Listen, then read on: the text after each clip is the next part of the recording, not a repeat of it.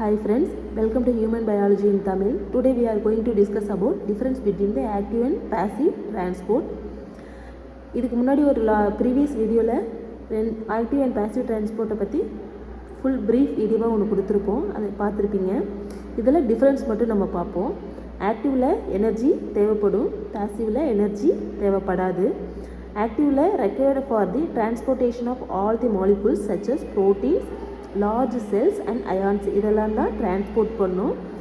பாசிவில் required for the transportation of all soluble molecules including oxygen, water, carbon dioxide and sex hormones இதெல்லாம் தான் transport பண்ணும். இது வந்து dynamic ப்ராசஸாக இருக்கும். Passive transport physical ப்ராசஸாக இருக்கும். Highly selective. நான் ப்ரீஃப் வீடியோவிலே சொல்லியிருக்கேன், எப்போவுமே ஆக்டிவ் டிரான்ஸ்போர்ட் ஹைலி செலக்ட் பண்ணும், passive transport partially non selective.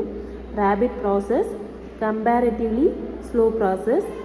டிரான்ஸ்பயர்ஸ் one direction, ஒரே ஒரு டைரக்ஷனில் தான் போகும்.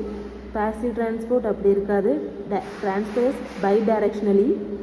Active transportation is influenced by temperature. Passive transport influence பண்ணாது டெம்பரேச்சரை, not influenced by temperature. Carrier proteins are required, இங்கே வந்து கேரியர் ப்ரோட்டீன்ஸ் தேவைப்படும், பாசிவில் தேவைப்படாது. 2 டைப்ஸ் இருக்குது, எக்ஸோசைட்டோசிஸ், எண்டோசைட்டோசிஸ். பாசிவ் டிரான்ஸ்போர்ட்டில் 3 டைப்ஸ் இருக்குது, diffusion, osmosis and facilitated diffusion. இதுதான் difference between the active and passive டிரான்ஸ்போர்ட்டோட நோட். Okay, thank you.